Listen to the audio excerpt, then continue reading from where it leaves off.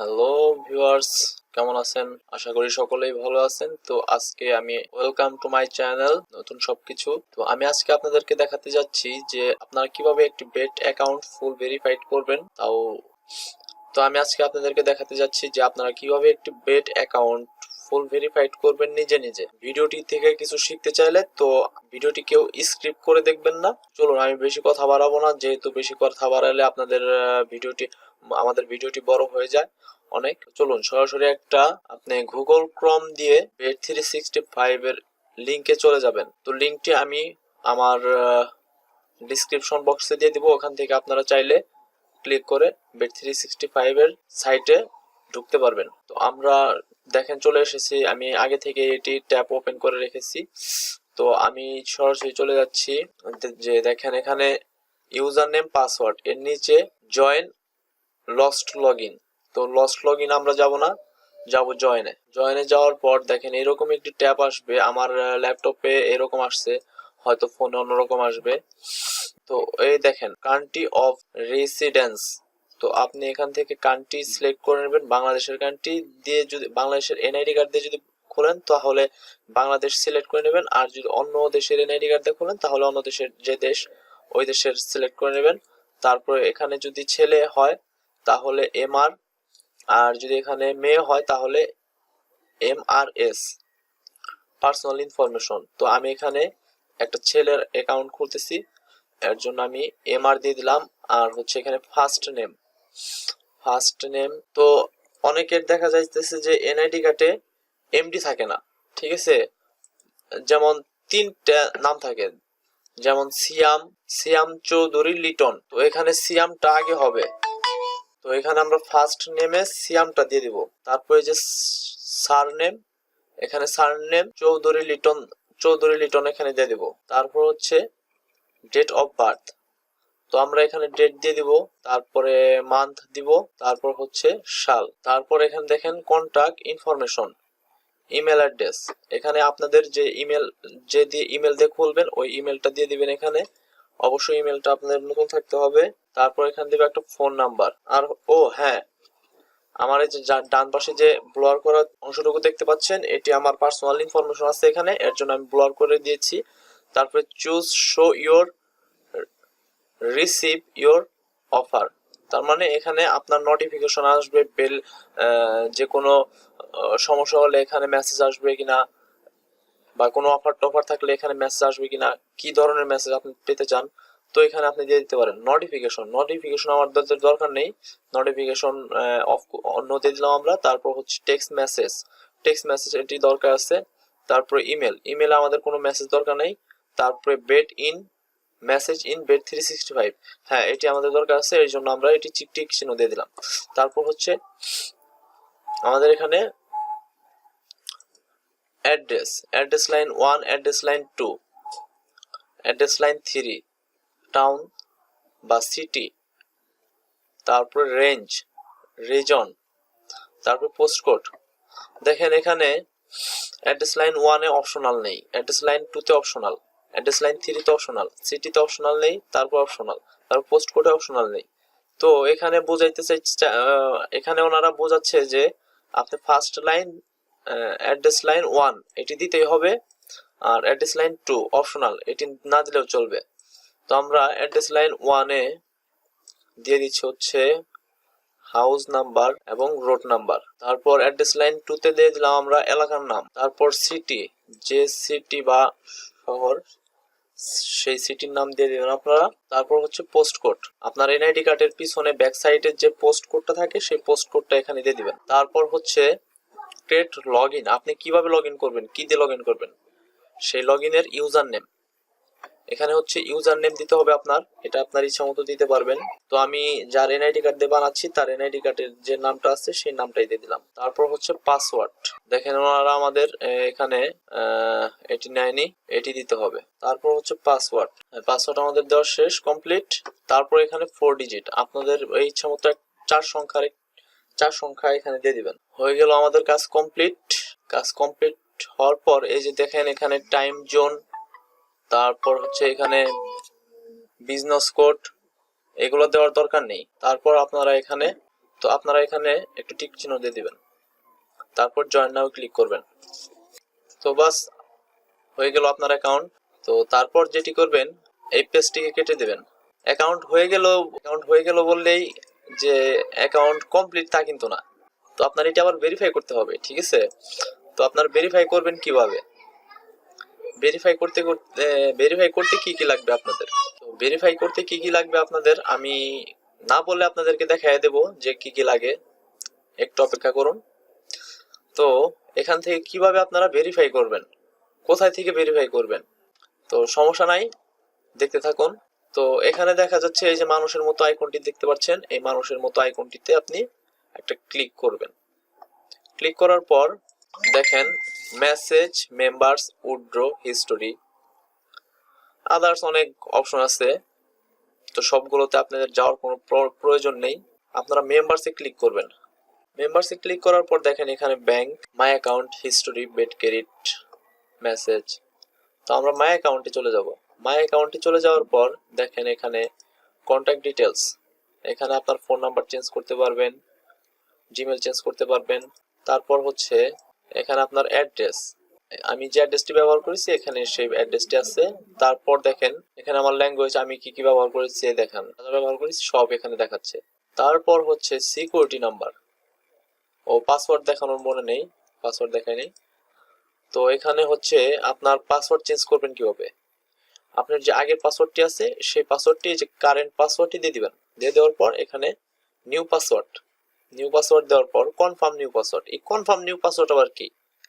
তো আপনি এখানে যে নিউ পাসওয়ার্ডটা দিয়েছেন সেই নিউ পাসওয়ার্ডটা এখানে কনফার্ম করবেন ওনাদের, হ্যাঁ আমি এটি দিয়েছি। তো এখানে দেওয়ার পর এই যে আপডেট দেখতে পাচ্ছেন, এই আপডেটে ক্লিক করবেন। ক্লিক করার পর আপনার অ্যাকাউন্টটি পাসওয়ার্ড চেঞ্জ হয়ে যাবে।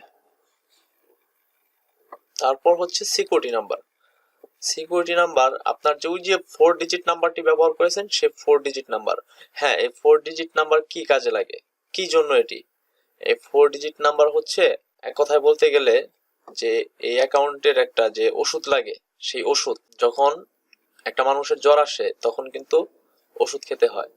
যখন এই অ্যাকাউন্টটি আপনি পাসওয়ার্ড ভুলে যাবেন তখন আপনার এই 4 ডিজিট নাম্বারটা এই অ্যাকাউন্টের পাসওয়ার্ড হিসেবে কাজ করবে, ঠিক আছে? তো এই যে কারেন্ট সিকিউরিটি নাম্বার, তো এখানে আপনার 4 ডিজিট নাম্বারটি দিয়ে দিবেন।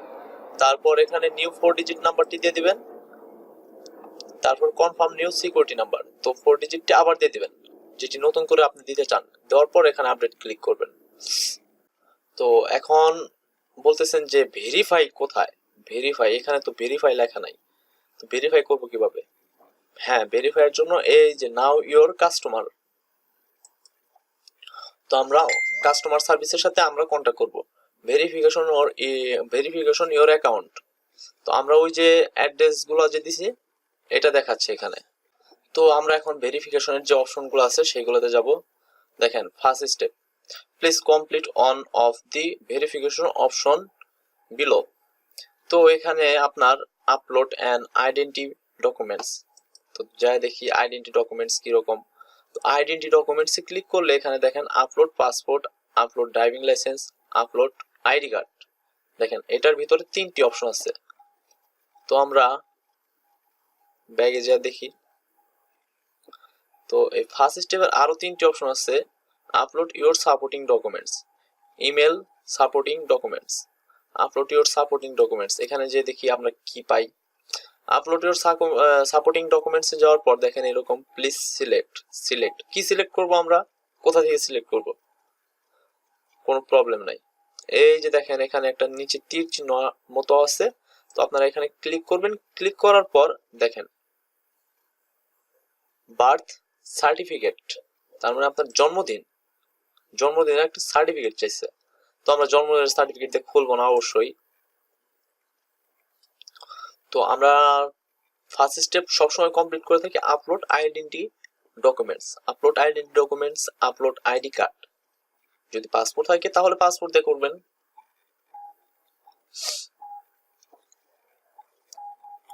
তো upload your identity documents, submit identity card, take photo, upload file. তো আমরা ছবি তুলে দেব না, ছবি আগে থেকে তুলে আসছি স্পষ্ট করে। তো আমরা আপলোড ফাইলে ক্লিক করব। Upload file, upload front of identity card. তো এখানে ওনারা বোঝাইতে চেয়েছে যে এই যে দেখেন আপনার এনআইডি কার্ডের মতো আরেকটি এখানে কপি আছে, কিন্তু এখানে কিছু লেখা নেই। দেখেন এখানে যে মানুষের ফেস দেখাচ্ছে এখানে, তো এটা কার ফেস আমি কিন্তু বলতে পারবো না।